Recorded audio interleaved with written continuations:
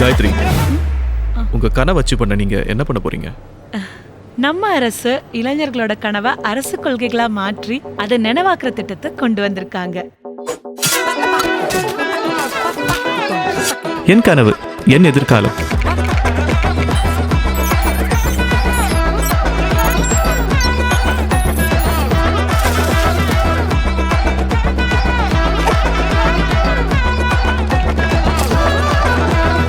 உங்க கனவை சிஎம் கிட்ட சொல்லுங்க. என் கனவு, என் எதிர்காலம்.